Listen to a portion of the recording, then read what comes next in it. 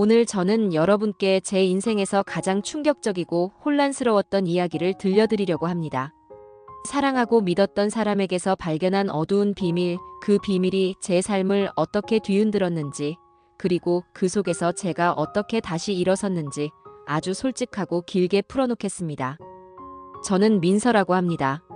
올해 34살이고 지난 10년 넘게 광고회사에서 마케터로 일하며 치열하게 살아왔습니다. 제 일상은 늘 정신없었어요. 아침 7시에 알람 소리에 눈을 뜨면 세수를 하고 커피 한 잔을 급하게 들이켜며 집을 나섰죠. 회사에 도착하면 책상에 앉아 메일함을 확인하고 팀 회의에서 어제 작성한 기획서를 발표하고 클라이언트의 피드백을 받아 수정하느라 정신없는 하루를 보냈습니다. 점심시간엔 동료들과 근처 식당에서 밥을 먹으며 잠깐 숨을 돌렸지만 오후가 되면 또다시 자료 조사와 회의 준비로 바빠졌어요. 야근은 거의 일상이었어요. 밤 10시, 11시가 넘어서야 사무실 불을 끄고 집으로 돌아오는 날이 많았습니다. 집에 도착하면 샤워하고 침대에 쓰러지듯 누워 잠드는 게 제 루틴이었죠. 주말도 크게 다르지 않았어요. 밀린 업무를 처리하거나 다음 주 캠페인을 위해 트렌드 분석 자료를 읽고 경쟁사의 광고를 보며 아이디어를 짜내느라 시간을 보냈습니다. 친구들이 너 좀 쉬어 라고 잔소리를 해도 저는 나중에 하며 미뤄왔어요. 연애는 더더욱 뒷전이었어요. 솔직히 말하면 누군가를 깊이 만날 시간도 마음의 여유도 없었습니다. 주변 친구들이 하나둘 결혼하고 결혼식장에서 꽃다발을 받으며 웃는 모습을 볼 때마다 나도 언젠가라는 막연한 생각은 했지만 현실은 늘 바빠서 그 언젠가는 멀게만 느껴졌죠. 회사에서 인정받고 좋은 프로젝트를 성공시키는 게 더 급했고 그게 제 삶의 중심이었어요. 그러다 3년 전 우연히 등산 동호회에서 태연을 만났습니다. 그날은 동호회에서 처음으로 참가한 등산 모임이었어요. 평소 운동을 좋아하진 않았지만 회사 동료가 스트레스 풀려면 산에 올라가 봐라고 추천해서 반신반의하며 신청했죠. 등산로 초입에서 사람들이 모여 서로 인사를 나누는데 태연이 저 멀리서 조용히 서 있는 게 눈에 띄었어요. 키는 저보다 조금 크고 등산복에 모자를 푹 눌러 쓴 모습이 소박해 보였죠. 그는 말수가 적었어요. 다른 사람들은 활기차게 자기소개를 하고 농담을 주고받았지만 태연은 그저 미소만 지으며 고개를 끄덕였습니다. 처음엔 좀 답답하게 느껴졌어요. 저 사람 왜 저렇게 조용하지? 라는 생각이 들었죠. 산을 오르면서 우연히 태연과 나란히 걷게 됐어요. 숨이 차서 힘들 때 그가 물통을 건네며 천천히 가요라고 말했어요. 그 느릿느릿한 말투가 왠지 모르게 마음을 편하게 했습니다. 정상에서 쉬는 동안 우리는 자연스럽게 대화를 시작했어요. 그는 저와 취향이 비슷했어요. 둘 다 높은 산에 올라 맑은 공기를 마시는 걸 좋아했고 화려한 도심보다 조용한 자연을 더 사랑했죠. 내려오는 길에 작은 카페에 들러 커피를 마시며 이런저런 이야기를 나눴어요. 그는 음식에도 관심이 많아서 최근에 찾은 맛집 이야기를 꺼냈고 저도 제가 좋아하는 메뉴를 추천하며 대화가 이어졌습니다. 그날 이후로 태연과 보내는 시간이 점점 늘어났어요. 처음엔 그냥 친구로 시작했어요. 동호회에서 몇 번 더 같이 산을 오르고 단체 모임에서 가끔 마주치다 보니 자연스럽게 친해졌죠. 그러다 어느 날 등산 후 갑작스럽게 비가 내리는 바람에 근처 식당에서 둘이 밥을 먹게 됐어요. 비에 젖은 머리를 털며 웃던 태연이 저를 보더니 민서 씨랑 있으면 마음이 편해요라고 말했어요. 그 말이 왠지 따뜻하게 들렸고 저도 그에게 점점 끌리는 걸 느꼈습니다. 몇 달 뒤 그가 저를 좋아한다고 고백했어요.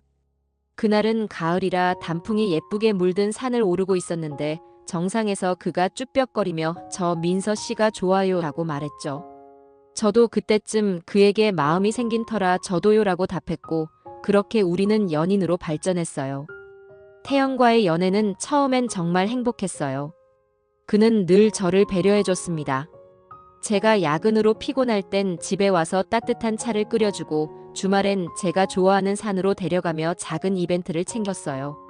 한 번은 제가 회사에서 큰 프로젝트를 끝내고 지쳐있을 때 태연이 몰래 집에 초를 켜놓고 간단한 파스타를 만들어줬어요. 고생했으니까 맛있는 거 먹어라며 웃던 그의 얼굴이 아직도 기억에 남아요. 저도 그에게 의지하며 점점 마음을 열었죠. 주말마다 같이 산에 오르고 맛집을 찾아다니며 소소한 행복을 쌓아갔습니다. 태연은 말수가 적었지만 행동으로 보여주는 타입이었어요. 제가 감기에 걸렸을 땐 약국에 달려가 약을 사오고 제가 좋아하는 드라마가 방송될 땐 같이 소파에 앉아서 끝까지 봐줬죠. 심지어 제가 회사에서 스트레스 받은 이야기를 길게 늘어놓아도 조용히 듣다가 너무 무리하지 말라며 손을 잡아줬어요.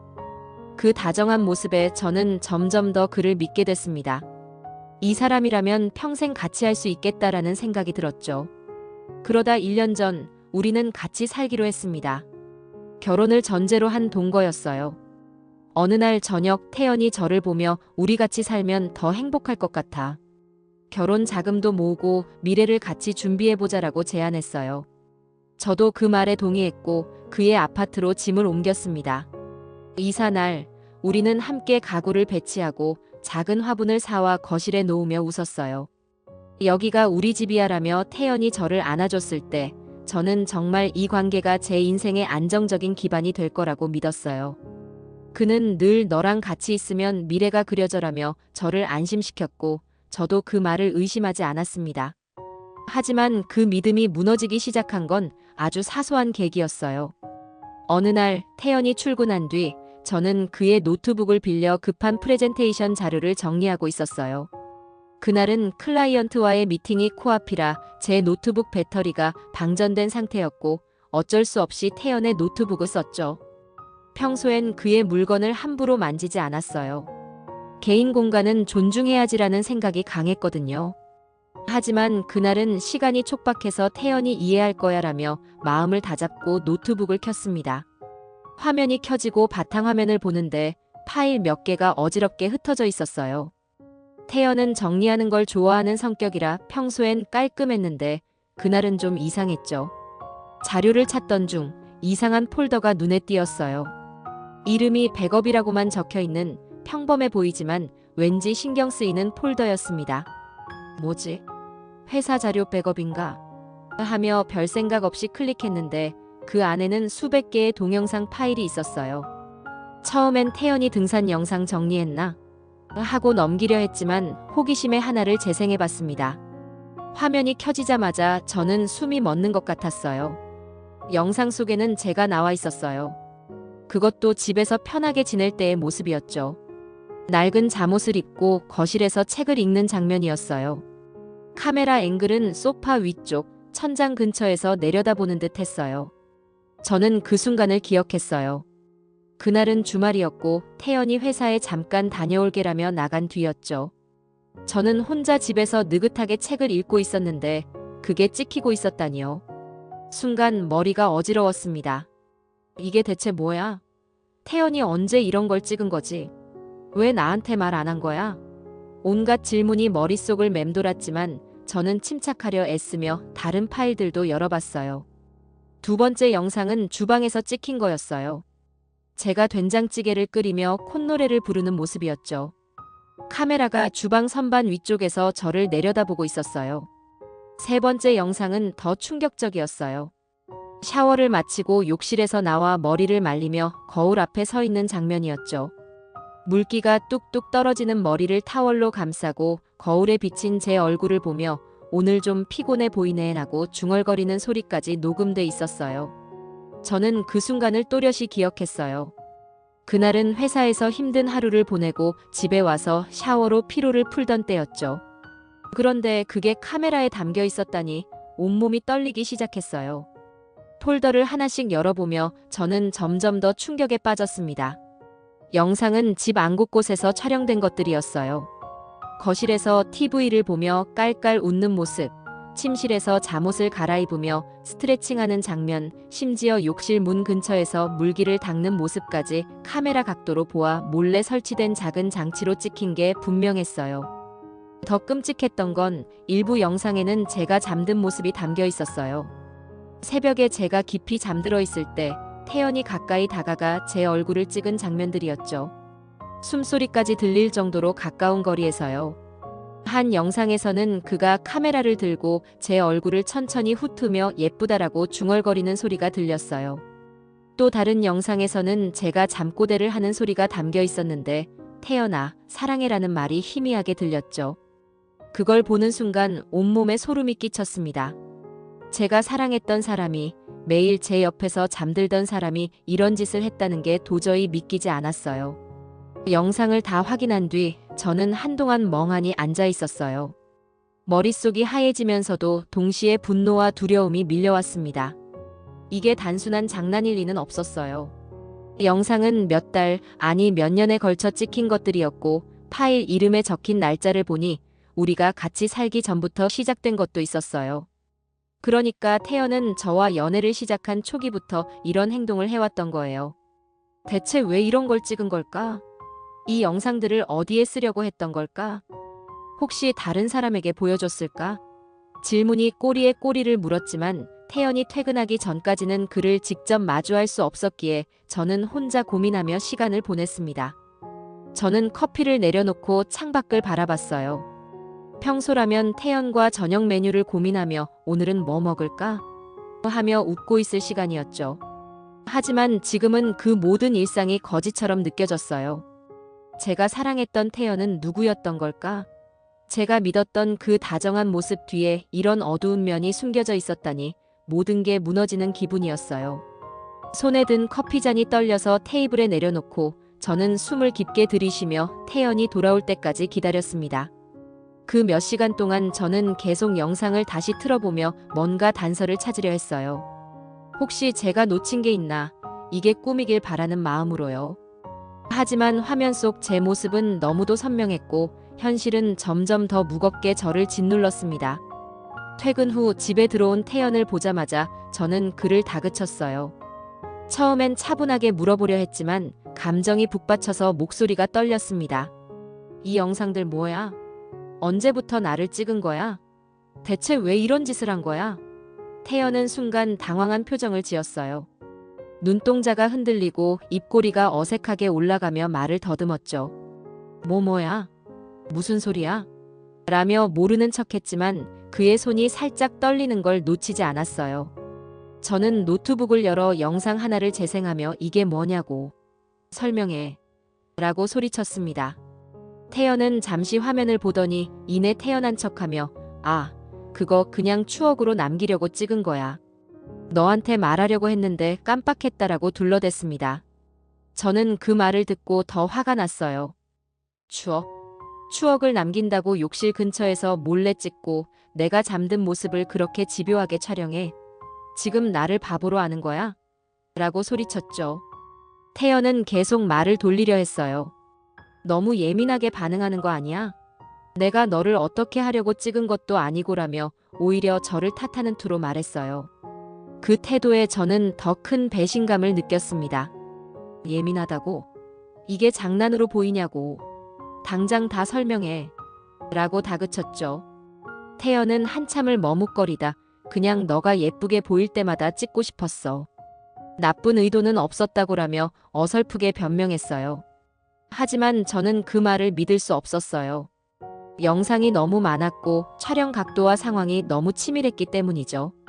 저는 결국 그에게 모든 영상을 삭제하라고 요구했고 그 자리에서 노트북을 열어 파일들을 지우게 했습니다. 태연은 마지못해 키보드를 두드리며 폴더를 삭제했지만 저는 마음 한구석에서 불안이 가시지 않았어요. 이게 정말 다일까? 다른 곳에 백업해둔 건 아닐까? 태연이 저를 속이고 있을지도 모른다는 생각이 들었죠. 그날 밤 저는 태연과 같은 방에서 잠을 잘 수 없었어요. 침실 문을 잠갔다가도 불안해서 다시 열고 결국 거실 소파에 담요를 덮고 누웠습니다. 태연은 너무 그러지 마. 우리 얘기 좀 하자라고 했지만 저는 지금 너랑 말하고 싶지 않아라며 고개를 돌렸어요. 소파에 누워 밤새 뒤척이며 이 관계를 어떻게 해야 할지 고민했습니다. 태연의 숨소리가 침실에서 희미하게 들려올 때마다 온몸이 굳었어요. 제가 사랑했던 그 소리가 이제는 두렵게 느껴졌습니다. 다음 날 아침 태연이 출근한 뒤 저는 집 안을 샅샅이 뒤졌습니다. 혹시 몰래 설치된 카메라가 더 있을까 싶어서요. 책장 선반 사이를 손으로 더듬고 화분 뒤를 들여다보고 조명기구 안쪽을 확인했어요. 콘센트 근처도 의심스러워서 손전등으로 비춰봤죠. 그러다 침실 옷장 위에서 작은 검은 물체를 발견했습니다. 손바닥만 한 크기의 무선 카메라였어요. 배터리로 작동하는 모델이라 전선 없이도 촬영이 가능했고 메모리 카드가 꽂혀 있는 걸 보니 영상을 저장할 수 있는 장치였습니다. 렌즈가 반짝이는 걸 보는 순간 다리에 힘이 풀리며 주저앉았어요. 태연이 저를 얼마나 오랫동안 얼마나 치밀하게 감시해왔는지 실감이 났습니다. 카메라를 손에 들고 저는 한참을 울었습니다. 분노와 슬픔, 배신감이 뒤섞여 감정이 주체할 수 없을 지경이었어요. 사랑한다고 말했던 사람이, 매일 밤 제 옆에서 잠들었던 사람이 저를 이렇게 대했다는 게 믿기지 않았습니다. 더군다나 이 영상들이 어디로 갔을지, 누가 봤을지 알 수 없다는 두려움이 저를 짓눌렀어요. 혹시 태연이 이걸로 돈을 벌었을까? 아니면 다른 이상한 목적이 있었을까? 온갖 상상이 머릿속을 채웠습니다. 저는 카메라를 책상에 내려놓고 메모리 카드를 꺼내 내용을 확인했어요. 거기엔 제가 잠든 모습, 아침에 일어나 스트레칭하는 모습, 심지어 옷을 갈아입는 장면까지 담겨 있었어요. 날짜를 보니 최근 몇 달간 찍힌 것들이었죠. 저는 곧바로 친구 수진이에게 전화했어요. 수진이는 제 절친이자 변호사로 일하고 있어서 이런 상황에서 어떻게 해야 할지 조언을 구하고 싶었어요. 전화를 받은 수진이는 제 떨리는 목소리를 듣자마자 민서야, 무슨 일 있어? 천천히 말해봐라며 저를 진정시켜줬습니다. 저는 흐느끼며 상황을 설명했어요. 태연이가 나를 몰래 찍었어. 영상이 수백 개야. 집 안 곳곳에서 찍힌 거고 카메라도 찾았어라고 말하자 수진이는 잠시 침묵하더니 지금 당장 나한테 와. 혼자 있지 마라고 했어요. 저는 카메라와 노트북 데이터를 USB에 복사한 뒤 수진이네 집으로 갔습니다. 수진이 집에 도착해 그녀와 마주 앉았을 때 저는 또다시 눈물이 터졌어요. 수진이는 제 손을 잡고 너 잘못 아니야. 이건 명백한 범죄야라며 저를 위로해줬습니다. 그러고는 차분히 상황을 정리하자고 했어요. 일단 영상들이 외부로 유출됐는지 확인해야 해. 그리고 법적 조치를 준비하자라고 말하며 계획을 세웠습니다. 저는 고개를 끄덕이며 태연이 저를 속였을까봐 무서워라고 속삭였고 수진이는 우리가 알아낼 거야. 걱정하지 마라고 다독였어요. 수진이와 함께 저는 태연의 행동을 하나씩 분석하기 시작했어요. 그가 평소에 보였던 모습에서 놓쳤던 단서가 있을까 싶었어요. 돌이켜보니 태연은 가끔씩 저 몰래 전화를 걸거나 집 밖에서 오랜 시간을 보내고 오는 일이 많았어요. 그때마다 회사에서 급한 일이 생겼다거나 친구를 잠깐 만났다고 했지만 저는 의심하지 않고 넘어갔죠. 심지어 제가 출장으로 집을 비운 며칠 동안 그가 집에서 뭘 했는지 전혀 몰랐어요. 한 번은 제가 지방 출장에서 돌아왔을 때 집 안이 미묘하게 어질러져 있었어요. 책상 위 물건이 살짝 옮겨져 있고 침대 시트가 평소와 다르게 구겨져 있었죠. 그때 태연은 너 없으니까 대충 지냈어라며 웃었지만 이제와 생각하면 그 시간 동안 그가 카메라를 설치하거나 영상을 정리했을 가능성이 높았습니다. 수진이는 태연이 평소에 돈 씀씀이가 어땠어? 라고 물었어요. 저는 잠시 생각하다 그러고 보니 가끔씩 큰 돈을 쓰는 일이 있었어.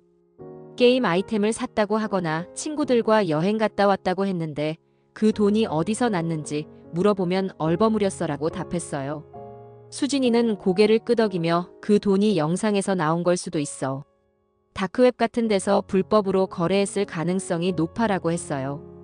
그 말을 듣는 순간 저는 또다시 몸이 떨렸습니다. 며칠 뒤 저는 태연과 직접 대면하기로 했어요. 수진이가 동행해줬고 우리는 한적한 카페에서 그를 만났습니다. 태연은 약속 장소에 들어오며 어색하게 웃었어요. 민서야, 우리 오해 풀자라고 말했지만 저는 차갑게 앉아라고만 했죠.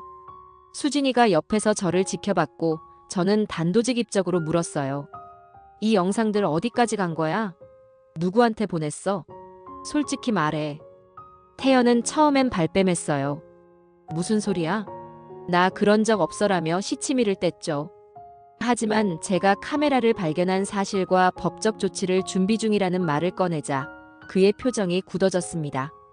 한참을 망설이던 그는 결국 입을 열었어요. 그래, 나 영상 올린 적 있어라고 했죠. 저는 숨이 턱 막혔어요. 어디에? 왜? 라고 다그치자 그는 고개를 숙이며 다크웹에 돈 받고 올렸어라고 털어놓았습니다. 태연은 처음엔 호기심으로 시작했다고 했어요. 우연히 다크웹 사이트를 알게 됐고 별거 아닌 것 같아서 한두 개 올려봤다고 했죠. 그런데 조회수가 늘고 돈이 들어오니까 점점 더 깊이 빠져들었다고 했습니다. 너한테 피해갈 일 없다고 생각했어라며 변명했지만 저는 그 말을 믿을 수 없었어요. 내가 너한테 뭐였어? 너 돈 벌려고 나를 팔았어? 라고 소리쳤죠. 태연은 미안해, 나도 멈추고 싶었는데 라며 고개를 숙였지만 저는 더 이상 그의 말을 듣고 싶지 않았어요. 수진이가 저를 말리며 여기서 감정적으로 대응하면 안 돼. 법으로 해결해야 해라고 했고 저는 그 말에 동의했어요. 태연과 헤어진 뒤 저는 곧바로 경찰에 신고했고 수진이의 도움으로 변호사를 통해 고소장을 제출했습니다. 태연은 불법 촬영과 사생활 침해 혐의로 조사를 받게 됐고 그 과정에서 다크웹 사이트에 올라간 영상들이 삭제되도록 조치가 취해졌습니다. 조사에서 그는 몇 달간 수십 개의 영상을 올렸고 그 대가로 약 500만 원을 벌었다고 인정했어요. 그 돈으로 게임 아이템을 사고 친구들과 술을 마셨다고 했죠. 제 인생이 그에게는 그런 값싼 놀이로 전락했던 겁니다. 법적 싸움은 시작에 불과했어요. 태연이 처벌을 받는다고 해서 제 상처가 사라지는 게 아니었으니까요. 저는 정신적으로 큰 충격을 받았습니다. 한동안은 사람을 믿는 게 두려웠어요. 집 밖을 나갈 때마다 누가 저를 보고 있는 건 아닌지, 어딘가에 카메라가 숨겨져 있는 건 아닌지 의심하며 살았습니다. 잠을 잘 때도 불안해서 불을 켜놓고 잤고 악몽에 시달리며 새벽에 깨어나는 날이 많았어요. 꿈속에서 태연이 카메라를 들고 저를 쫓아오는 장면이 반복됐고 그때마다 식은땀을 흘리며 일어났습니다. 심리 상담을 받기 시작한 건 그로부터 한 달쯤 뒤였어요. 상담사는 제게 이건 당신 잘못이 아니에요. 상대방이 한 선택이고 당신은 피해자일 뿐이에요 라고 반복해서 말해줬습니다. 그 말을 처음엔 받아들이기 힘들었어요. 내가 왜 태연을 의심하지 않았을까? 내가 너무 순진했던 걸까? 하며 스스로를 탓했거든요. 하지만 상담을 받으며 저는 점점 그 감정에서 벗어나기 시작했어요. 가족과 친구들의 도움도 컸습니다. 엄마는 저를 보며 너는 강한 애야. 이겨낼 수 있어라며 눈물을 닦아줬고 수진이는 매일 저에게 전화해 오늘 기분이 어때? 라며 챙겨줬어요. 시간이 지나면서 저는 조금씩 회복하려 노력했습니다. 태연과 살던 집을 떠나 작은 원룸으로 이사했고 회사에도 사정을 이야기해 잠시 휴직을 했어요. 휴직 동안 저는 제 자신을 돌아보는 시간을 가졌습니다. 그동안 너무 일에 치여 살았던 제 삶, 그리고 연애에 너무 많은 기대를 걸었던 제 모습이 보였어요. 태연을 만나기 전 저는 늘 완벽하려고 애썼어요. 회사에서 인정받고 친구들에게 좋은 사람으로 보이고 연애에서도 최선을 다하려 했죠. 하지만 이번 일을 겪으며 저는 깨달았어요. 완벽할 필요는 없다는 걸요. 저를 먼저 사랑하고 제 행복을 최우선으로 두는 게 더 중요하다는 걸요. 저는 투자 실패로 모든 걸 잃은 사람의 이야기를 떠올리며 제 경험에서 교훈을 찾으려 했어요. 그분이 돈을 잃고 깨달음을 얻었듯 저는 신뢰를 잃고 깨달음을 얻었죠. 사람을 쉽게 믿지 말고 내 사생활과 안전을 지키는 게 얼마나 중요한지 배웠습니다. 그리고 무엇보다 실패나 배신이 제 인생의 끝이 아니라는 걸 알게 됐어요. 오히려 그걸 딛고 더 강해질 수 있다는 믿음이 생겼습니다. 이제 저는 다시 일상으로 돌아가려 합니다. 휴직이 끝나면 회사로 복귀할 예정이고 새로운 취미도 찾아보고 있어요. 등산은 여전히 좋아하지만 이번엔 혼자 산을 오르며 제 자신과 대화하는 시간을 갖고 싶어요. 언젠가 다시 연애를 할 수도 있겠죠. 하지만 이번엔 더 신중하게, 그리고 저를 지킬 수 있는 경계선을 분명히 그리며 시작할 거예요. 태연과의 경험은 제게 큰 상처를 남겼지만 동시에 저를 더 단단하게 만들었어요. 이 긴 이야기를 끝까지 들어주셔서 감사합니다. 제 경험이 여러분께 어떤 메시지를 전할 수 있을지 모르겠지만 적어도 한 가지를 말씀드리고 싶어요. 자신을 소중히 여기세요. 그리고 누군가를 믿기 전에 그 사람이 정말 여러분을 존중하는지 확인하세요. 저는 이제 그걸 잊지 않고 살아갈 겁니다. 여러분의 삶에도 행운과 평화가 함께하길 바랍니다. 감사합니다.